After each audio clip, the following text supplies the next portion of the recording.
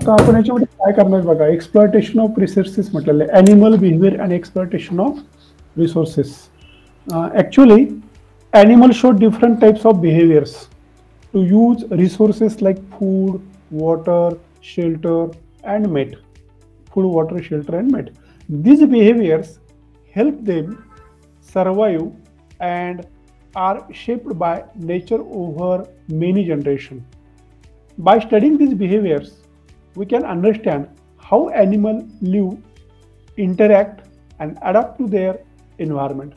म्हणजे ते आपण थोडक्यामध्ये कसं एक्सप्लॉयटेशन आपण करणार, पण पहिल्यांदा ते रिसोर्सेस काय आहेत आणि कसं एक्सप्लॉयट केलं जातं, ॲनिमलची बिहेवियर आणि एक्सप्लॉयटेशन ऑफ रिसोर्स असं आपण त्याला एकत्र केलेलं आहे.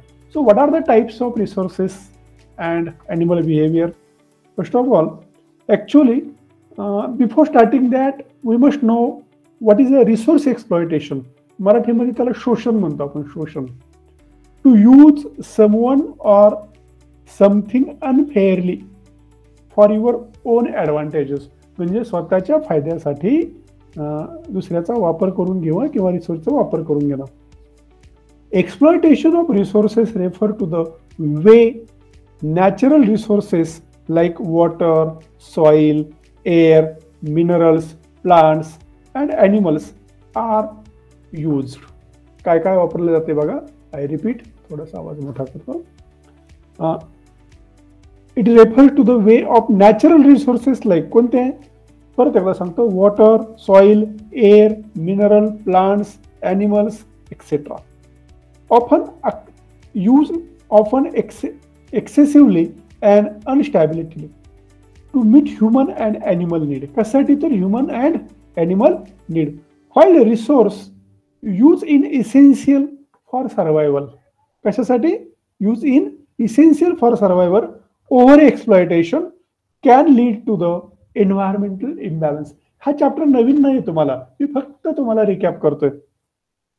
Over exploitation can lead to the environmental imbalance, resource depletion and negative impact.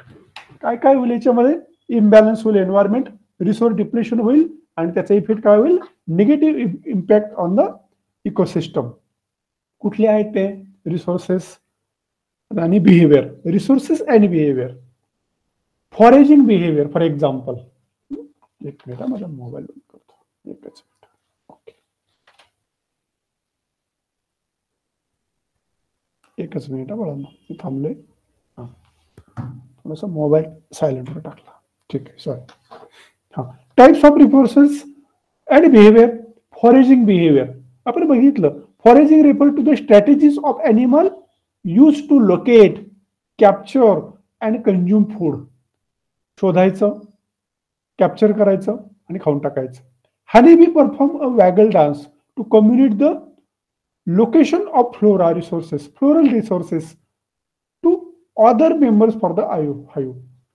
तो पण आपलं शोषण करतोय ना, फुलांचं शोषण करतोय. आपण एका भाषेमध्ये म्हणू, we are going to discuss about the exploitation. ते चांगल्या कामासाठी असतं वगैरे, त्याच्यापासून बेनिफिट्स असतात. पण माझं काम काय आहे की what is mean by types of resources and animal behaviour. Foraging behaviour आहे, ही फॉरेजिंग बिहेवियर सुद्धा त्या नेचरमध्ये एक अशी चालू असते. आणि एक्सप्लॉयटेशन आपण बघू, आपल्याला ॲनिमल बिहेवियर आणि एक्सप्लॉयटेशन असं बघतोय आपण दोन्ही गोष्टी. म्हणजे एक foraging behaviour, that is a good. Second, territorial behaviour. Animals defend specific area. काय म्हटलं मी? Containing the resources like food, nesting site, mates etcetera. Making territories. बघा बरं का, परत सांगतो. Animal defend specific area containing the resource like food, nesting site, mates, making territories and defending boundaries through aggression and display. तुम्हाला माहिती आहे का territory कशी म्हणतो? टायगरची टेरिटरी तुम्ही ऐकली का? त्याच्यावर आता व्हिडिओ दाखवत बसत नाही, कारण आपला वेळ जाईल. टायगर काय करतात? मागच्या वेळेस तुम्हाला सांगितलं टेरिटरी करताना, त्याच्यामध्ये काय करतात? युरिनेशन करतात किंवा युरिन शिंपडतात साईडला, जो त्यांचा एरिया आहे. आपण कसं कंपाऊंड, वॉल कंपाऊंड करतो किंवा झाडी लावतो, आपला बांध टाकतो, तसं ते काय करतात? युरिनेशन करतात कम्प्लीट बाउंड्रीवरती. त्याच्या आतमध्ये कुणी यायचं नाही. आणि दुसरा टायगर त्याला स्पेसिफिक काय करतो? आयडेंटिफाय करतो की ही त्याची टेरिटरी आहे. म्हणजे अशा गोष्टी कशासाठी? reduce competition by allocating the resources specially allocating the resource specially, म्हणजे ती अलोकेट केलं की आपलं तू तुझ्या टेरिटरीमध्ये थांब, तू माझ्या टेरिटरी मी थांबतो, अशा प्रकारे. आणि काय होईल, it will reduce the competition between the species. एक मायग्रेशन अँड सीजनल एक्सप्लॉयटेशन म्हणून एक आहे. The periodic movement of animal between the region to optimise the resource. मी तुम्हाला मागच्या वेळेस हे सांगितलं, wildebeest to migrate across the Serengeti and follow the seasonal rain and grass growth. Another example, birds like Arctic terns migrate long distance to access the breeding site and feeding ground. म्हणजे अशा प्रकारचा पण याच्यामध्ये वापर केला जातो रिसोर्सेसचा, एक चांगल्या गोष्टीसाठी, वाईट गोष्टीसाठी. म्हणजे चांगल्या काही गोष्टी त्यांच्या दृष्टीने त्यांना बिहेवियर करायचं, आणि अॅनिमल किती महत्वाचे हे आपल्याला चांगलं माहिती आहे. एक सोशल बिहेवियर म्हणून आहे आणि रिसोर्स शेअरिंग. काय social behaviour? For example, cooperative foraging. Some species hunt in new groups and efficiently capture prey. Voles, Lions, त्याची त्यांची झुंड असते, ते झुंडीने जातात. कोऑपरेटिव्ह फॉरेजिंग आपण त्याला म्हणू. Second, resource sharing.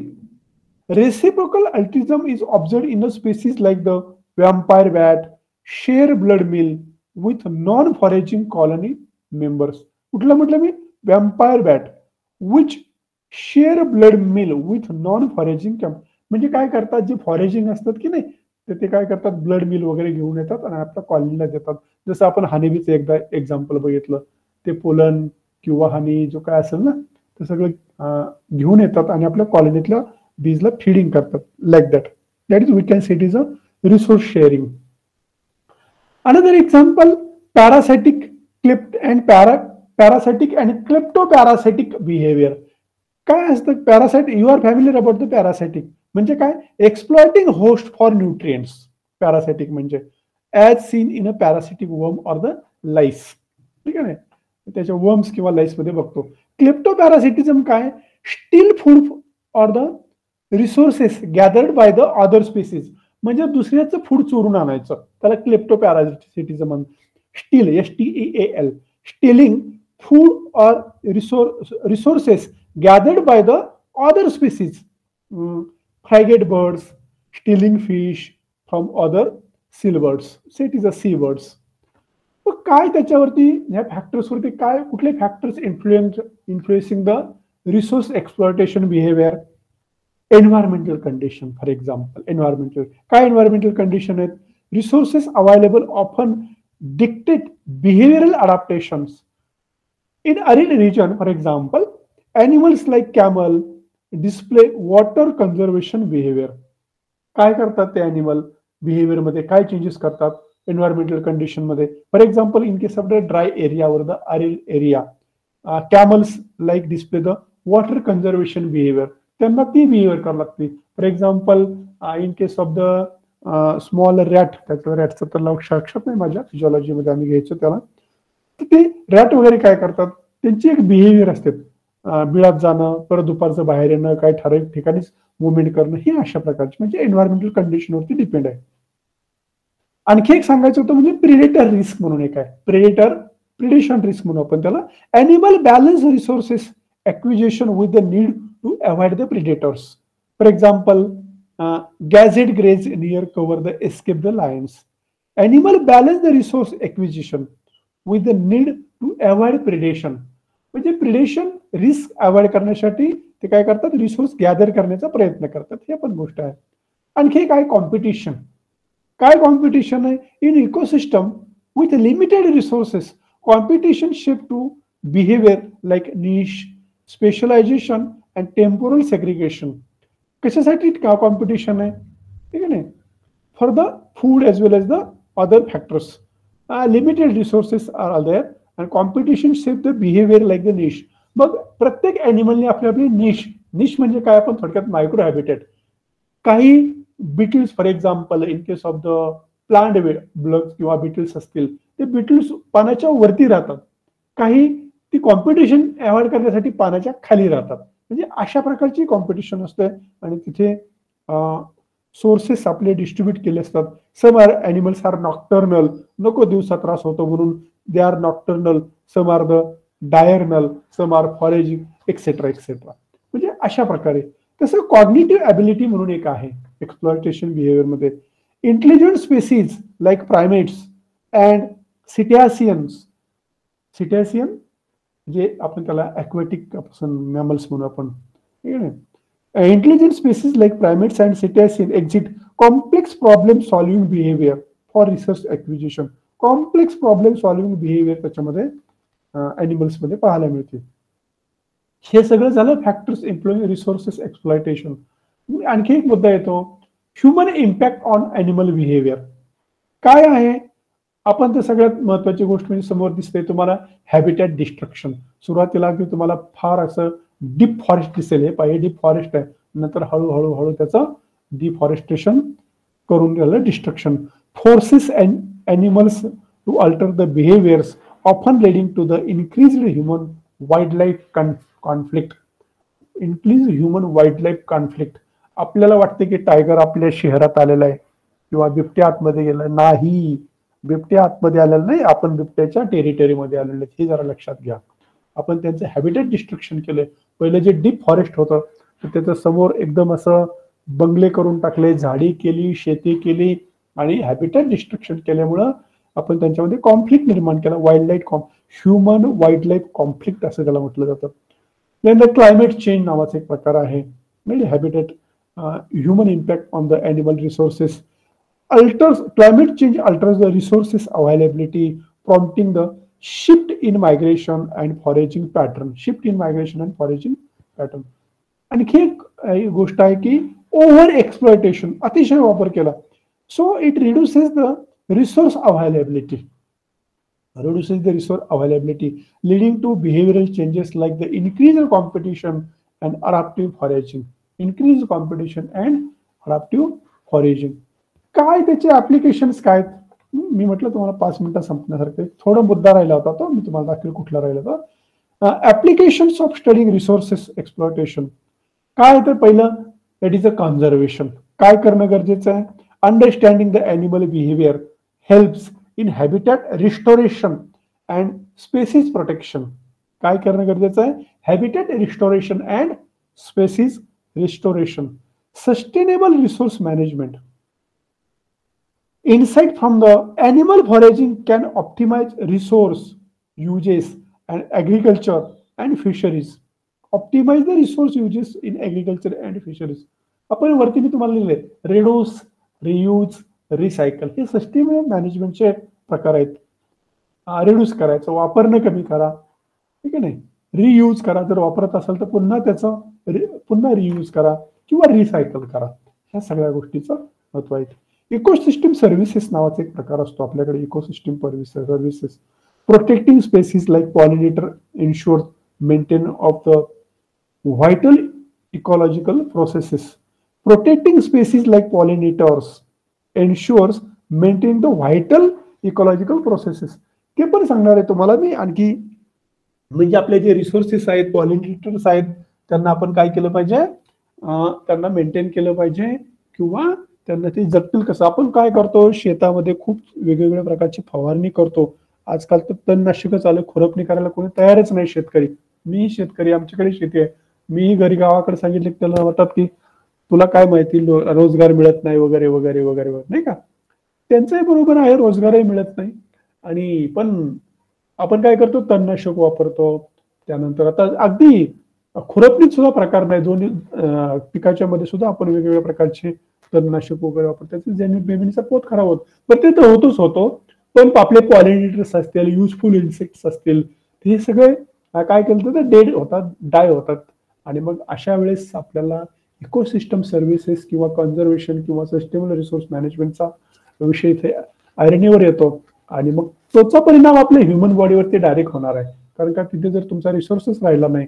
आता तुम्हाला हे माहिती का, शेतकरी इतका जागृत झालाय. काही शेतकऱ्यांचा एक वेगळा प्रकार सांगितला, ऍडव्हान्स शेतकऱ्यांचा विषय सांगतो मी. तुमच्या आता वेगवेगळ्या फळांच्या बागा आहेत, त्या फळांच्या बागामध्ये मधमाशाच्या पेट्या घेऊन जातात. आमच्या नातेवाईकामध्ये ते पण बिझनेस आहेत लोकांचे. मधमाशाच्या पेट्या आहेत, ते काय करतात, रेंटवर देतात मधमाशाच्या पेट्या. म्हणजे मधमाशा आपल्या का पेटीचं काय रेंट असेल ते द्यायचा.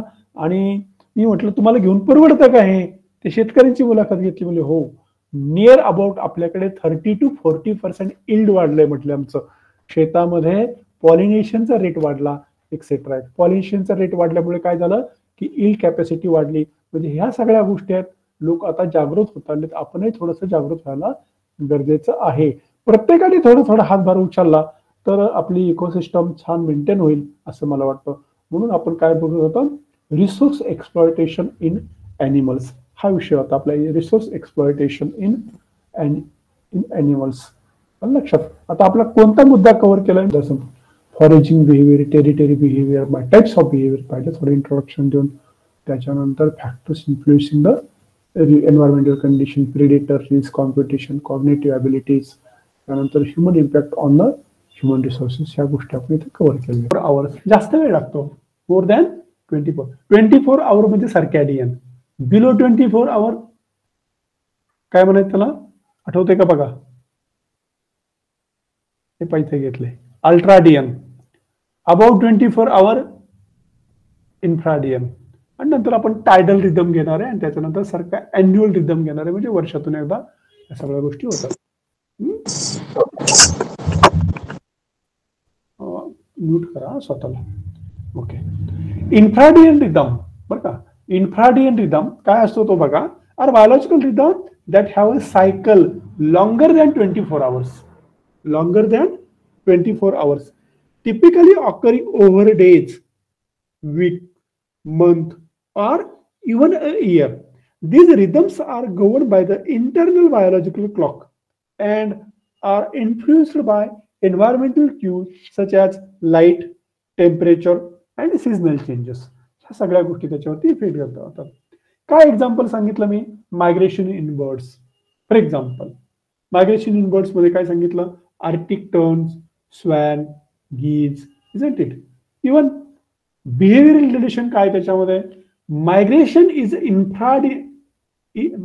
Is an infradian where birds travel long distance to find a favourable breeding condition or the favorable breeding or the feeding ground. Not only breeding but the feeding ground also. This cycle often align with seasonal changes. कशावरती changes असते? Seasonal changes. म्हणजे हा 24 तासात होतो का? नाही. म्हणजे तुम्हाला सीझन, आता सीझन हा वर्षात होतो का? नाही. वर्षात परत आपण 3 सीझन 4 सीझन असं म्हणतो. म्हणजे जे काय होतंय हे सीझनल आहे. म्हणजे 24 आवर्सच्या एक्सटेंड झालेला पिरियड आहे, पण तो सीझनल होणार आहे. म्हणून आपण त्याला काय म्हटलं? इन्फ्राडियन रिदम असं म्हटलेलं आहे. Migration is a infradian rhythm where birds travel over a long distance to find the favourable either food or breeding ground. This cycle often align with seasonal. हे लक्षात ठेवायचं. दुसरं एक्झाम्पल मी तुम्हाला सांगितलेलं आहे, रिप्रोडक्टिव्ह सायकल इन मॅमल्स. तुम्हाला हे माहिती आहे, as a zoology student you must know oestrus cycle takes place in the non primate. That oestrus cycle is called as a heat period. आपण जनावरांमध्ये हीट पिरियड असं म्हणतो. आणि menstrual cycle takes place in the primates, म्हणजे monkey, apes and human. These are called as a primates. लक्षामध्ये त्याच्यामध्ये menstrual cycle होते. काय होते याच्यामध्ये? फॉर एक्झाम्पल हीट पिरियड मध्ये, for example in case of the deer or the vole, voles वगैरे घेतले आपण. Many mammals have the seasonal reproductive cycle such as oestrus cycle. आणि हे सीझन मध्ये येते. इस्ट्रस सायकल हे सीझनल आहे, मेन्स्ट्रुअल सायकल हे मंथली आहे. हे लक्षात ठेवा. म्हणजे हे दोन्ही एक्झाम्पल कशाचे आहेत? These are the examples of infradian rhythm which follow the infradian rhythm. For instance, female deer estrus cycle once a year. डिअरची estrus cycle वर्षातून एकदा येते. Ensuring the offering the born during the favorable condition. म्हणजे बाळाला जन्म favourable condition मध्ये द्यायचा, म्हणून ठराविक वेळेस बरोबर त्याची रिप्रोडक्टिव्ह सायकल येते. तिथे त्याचं मेटिंग होतं. त्याचं गस्टेशन पिरियड म्हणजे प्रेग्नन्सी पिरियड चालू होतो आणि एक फेवरेबल कंडिशन आली की तिथे त्याचा दरवर्षी काय होतं? Delivery of the baby we can say. म्हणजे हा सुद्धा एक रिदम आहे, त्यांचा ठरलेला रिदम आहे डिअरचा, वर्षातून एकदा. मग ते बाकीचे प्रत्येक ॲनिमलचा वेगळा आहे. तुम्ही जर ते गुगलवरती सर्च केला की reproductive cycle in case of the various. तुम्ही फक्त अॅनिमलचं नाव टाकलं तो किती वर्षातून किती वेळेस आहे, 2 वेळेस आहे का 4 वेळेस आहे का multiple time whatever, isn't it.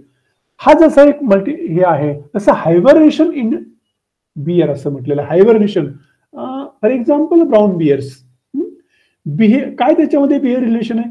Hibernation is a survival strategy. Hibernation आणि ऍक्टिव्हेशन असे 2 टर्म्स आहेत बाळांनो. हायबरनेशन आणि ऍक्टिव्हेशन. हायबरनेशन म्हणजे थोडक्यामध्ये काय, हिवाळ्यामध्ये तो खूप थंड असेल वातावरण असेल त्याच्यापासून थोडंसं बाजूला जाणं किंवा लपून बसणं, we can say it is hibernation. आणि ऍक्टिव्हेशन म्हणजे समर सीझन मध्ये ऍक्टिव्हिटी जी घडते की उन्हापासून आपल्याला स्वतःचा बचाव करण्यासाठी अॅनिमल मध्ये. हा हायबरनेशन की सुद्धा ब्राऊन बियर काय होतं याच्यामध्ये. Hibernation is a survival strategy आता सांगितलं तुम्हाला. And infradian rhythm where bears enter a state of dormancy for several months during winter season. Hibernation मध्ये सेव्हरल मंथ्स डॉर्मन्सी मध्ये जातो. आता डॉर्मन्सी म्हटलं की त्या डॉर्मन्सीवरती एक छानपैकी 1 तासाचा लेक्चर होऊ शकतो, फिजिओलॉजी ऑफ डॉर्मन्सी. मला लक्षामध्ये म्हणजे आपण जशी बेडकाची सुप्तावस्था म्हणतो तशी डिअर मध्ये सुद्धा आहे, सॉरी बियर्स मध्ये सुद्धा तुम्हाला काय सांगतो सुप्तावस्था आपण म्हणतो, डॉर्मन्सी पिरियड म्हणतो. खाणं पिणं सोडून देतात, शांत पडून जातात, म्हणजे मेटाबॉलिक ऍक्टिव्हिटी स्लो डाऊन करायच्या आणि हिवाळ्यापासून तो बचाव करायचा, जास्त बाहेर जायचं नाही. I am talking about the brown bear, not a black bear, isn't it.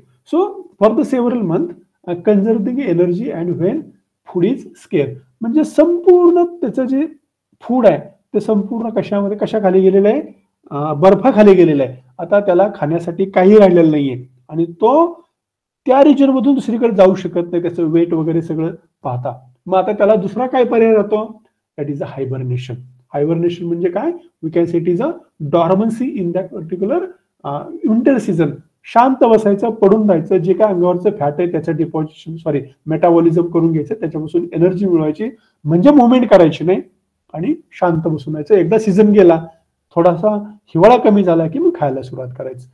हा जो हे प्रत्येक सीझनला त्याला प्रॉब्लेम आहे. प्रॉब्लेम नाही त्याचा, इट्स अ लाईफ, तिची लाईफस्टाईल आहे ती, त्याला प्रॉब्लेम नाही होत, त्याची बरोबर तो त्याच्या पद्धतीने physiological, we can say it's physiological adaptation in case of the bears. आणखी एक आहे lunar related activities in the marine species. म्हणजे for example in case of the corals, coral spawning in, spawn म्हणजे group, coral spawning in a great barrier reef. तुम्हाला barrier reef नावाचा reef म्हणून नावाचा एक प्रकार असेल, बॅरियर रीफ. त्याचं काय केलं जातं, स्पॉनिंग करतात. ते काय आहे, coral release their gametes in synchronise with the specific lunar phase and infradian rhythm govern by the moon cycle. याची काय म्हणतात त्याला, मून सायकल आपण त्याला म्हणू. चंद्राची जी सायकल असेल, अर्धा चंद्र झाला, हळूहळू हळूहळू कमी होत गेला वगैरे, परत वाढला वगैरे, व्हॉटेवर, त्या सायकल प्रमाणे ते कोरल रीफ असतात किंवा कोरल रीफ काय करतात, एग लेइंग करतात आणि त्याच्याप्रमाणे त्याचं रिप्रोडक्शन हे चालू असतं. आणि they are very successful in their reproduction by adjusting the lunar related activity in the ocean, we can say. So these are the things related to the infra-day and river. असे example मी सांगितले, मी परत एकदा सांगितलं. Migration of birds मध्ये Arctic birds असतील, स्वॅन असतील, गीज असतील. Reproduction मध्ये तुम्हाला मी इस्ट्रस सायकल सांगितले, हीट पिरियड सांगितला, मेन्स्ट्रुअल सायकल सुद्धा आहे, त्याचा एक व्हिडिओ दाखवतो मी, ते ब्लू करून ठेवलाय. त्यानंतर हायबरनेशन इन बियर्स ते पण आहे, खूप आहे. तुम्ही युट्यूबला जरी पाहत गेला ना, मी जे जे पॉईंट दिले ते, तरी तुम्ही बाकीचे रील्स पाहायचं बंद करा. तुमचं जे अभ्यासाचं आहे, कुणाचा नेट सेट राहिला असेल, कुणाचे काय पीएचडीचे टॉपिक काय राहिले असतील, तुम्ही सगळं मिळतं सगळं बाहेर. तुम्ही शोधगंधाला गेलं की अख्खे थेसिस तुम्हाला डाउनलोड करता येईल फ्री ऑफ कॉस्ट. तुमच्या गाईडने माझ्यापेक्षा चांगलं सांगितलं असेल. फार सोपं झालंय तुमच्या काळात पीएचडी करणं. म्हणजे फक्त तुम्ही काय केलं पाहिजे, त्यांनी गाईडने जे सांगितलं ना ते केलं पाहिजे फक्त व्यवस्थित, लवकर होऊन जाईल, काय अडचण नाही. काल आमच्याकडे सुद्धा आमचं पण ट्रेनिंग असतं गाईडचं. काल गाईडचं ट्रेनिंग झालं आमच्या आपल्या पुणे विद्यापीठामध्ये. आम्हाला काय इन्स्ट्रक्शन दिलंय, स्टुडंट कसा असतो, स्टुडंटची बिहेवियर, स्टुडंटची मानसिक बिहेवियर, त्यांची परत नवीन आलेली ट्रेकिंग सिस्टम, त्याचं आम्हालाही काही गोष्टी वर्कशॉप वगैरे काल घेण्यात आलं. म्हणजे असं तुमचं जसं गाईडलाईन तुमचं जसं चालू आहे तसं आमचंही असतं.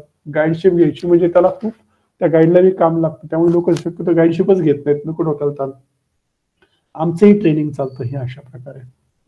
हे सगळे सांगितलं. आता मेन्स्ट्रुअल सायकल आणि इन्फ्राडियन रिदम थोडंसं एक छोटासा व्हिडिओ बघा आणि एन्जॉय करा. Circadian rhythm in humans, focusing on the cycle आपण of सर्कॅडियन पाहिलं पहिल्यांदा. the role of an internal body clock and how this can be adjusted for by the sun.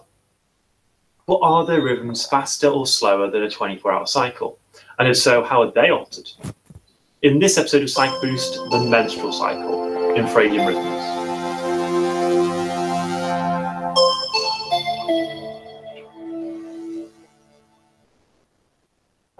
So we know circadian means around the day. How about infradian? Infra in Latin means below, in this case below the frequency of once a day. So a rhythm that takes longer, perhaps many days to complete. So with ultradian rhythms, ultra is Latin for beyond, and in this case beyond means more frequent. So a rhythm that occurs many times a day, more than once every 24 hours. If you're struggling to remember which way around infradian and ultradian go, keep in your mind infradian is infrequent. Infradian rhythms.